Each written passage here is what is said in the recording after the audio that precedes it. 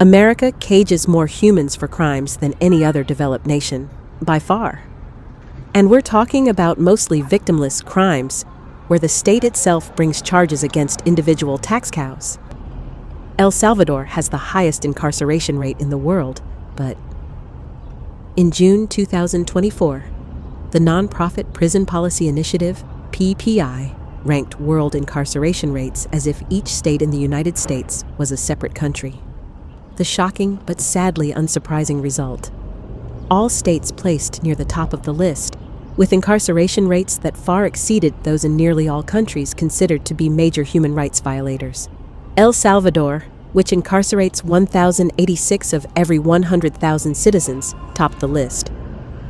But right behind the drug and gang-ravaged Central American country was the state of Louisiana, which cages 1,067 of every 100,000 residents. Mississippi came next, with 1,020, followed by Arkansas, 912, Oklahoma, 905, Alabama, 808, Kentucky, 889, Georgia, 881, Tennessee, 817, and South Dakota, 812.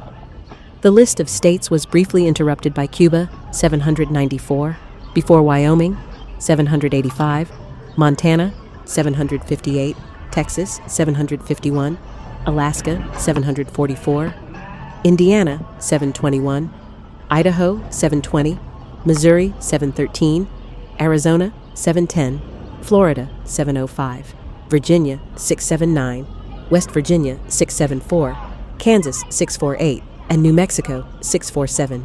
Only then did another country appear, the bastion of human rights known as Rwanda, 637. That left Ohio, 621, and Wisconsin, 615, on the list before the U.S. national average, 614. Did you ever feel like you were living in a cult? Only El Salvador, Cuba, Rwanda, and Turkmenistan have prison per capita rates higher than America's. The same America that we will blindly be worshiping in just a few days on the 4th of July. This is a day where our eyes roll back into our heads as we breathe out of our mouths. Look, Ma! As we wave our flags, intoxicated on sanctimony. America's prison population per capita dwarfs Russia, China, Iraq, and Iran. Is this the democracy that we were supposed to be spreading with endless wars? Wars actually meant only to increase the standing and power of international banking cartels. Cartels that have nearly every nation on earth indebted to them. America's national debt is $33 trillion, which is owed to a private bank. Abraham Lincoln warned everyone of central bankers. Is this why he was unable to finish enjoying the play? The Federal Reserve is owned by private banking families. You are a slave.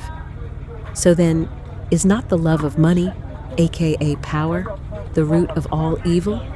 So then, does this not make perhaps most Americans illogically twisted up in their own incongruent belief system? Has America been successfully brainwashed where most of the population willingly participates in their own demise? Joseph Stalin, Mao Zedong, Benito Mussolini, and Pol Pot all found worker bees to destroy the lives of the tax cattle. Just as today, there are plenty of worker bees fulfilling the will of the Federal Reserve, the faceless dictator. Every single person working within America's criminal justice system is actually serving the central banker's will, to oppress the population as they loot us. And history shows us that there are always ample power-hungry humans to answer this call. Sick people who lack empathy and crave power. How could things have been worse if we lost the American Revolutionary War? Americans' brains are successfully owned by bankers who peddle imagery of bald eagles and waving American flags. This, as they cage your neighbor while you cheer them on. America is mentally deranged. Ladies and gentlemen, the very word secrecy is repugnant in a free and open society, and we are, as a people, inherently and historically opposed to secret societies, to secret oaths, and to secret proceedings. We decided long ago that the dangers of excessive and unwarranted concealment of pertinent facts far outweighed the dangers which are cited to justify it. Even today, there is little value in opposing the threat of a closed society by imitating its arbitrary restrictions. Even today, there is little value in ensuring the survival of our nation if our traditions do not survive with it. And there is very grave danger that an announced need for increased security will be seized upon by those anxious to expand its meaning to the very limits of official censorship and concealment. That I do not intend to permit to the extent that it's in my control. And no official of my administration, whether his rank is high or low, civilian or military, should interpret my words here tonight as an excuse to censor the news, to stifle dissent, to cover up our mistakes, or to withhold from the press and the public the facts they deserve to know.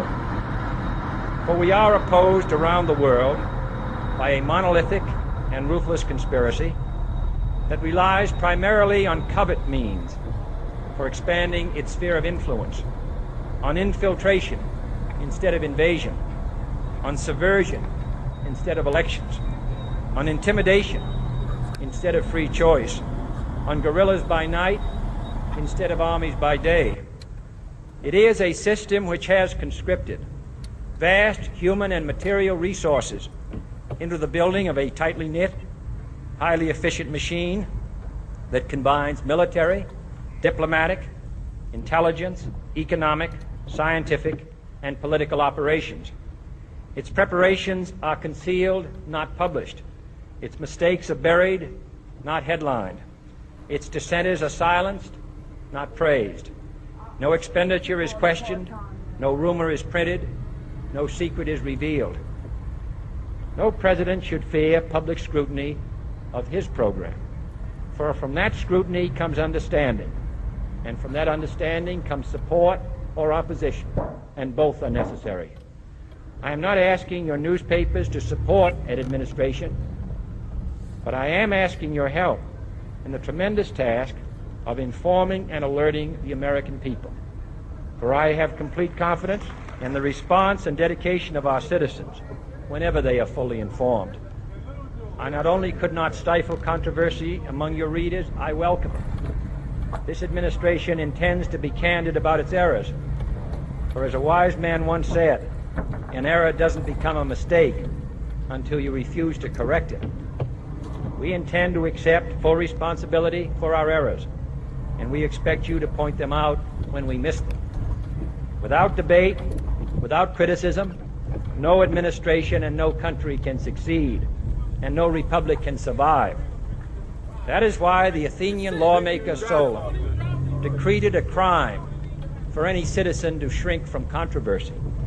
And that is why our press was protected by the First Amendment, the only business in America specifically protected by the Constitution, not primarily to amuse and entertain, not to emphasize the trivial and the sentimental, not to simply give the public what it wants, but to inform, to arouse, to reflect, to state our dangers and our opportunities, to indicate our crises and our choices, to lead, mold, educate, and sometimes even anger public opinion. This means greater coverage and analysis of international news, for it is no longer far away and foreign, but close at hand and local. It means greater attention to improved understanding of the news, as well as improved transmission. And it means, finally, that government at all levels must meet its obligation to provide you with the fullest possible information outside the narrowest limits of national security.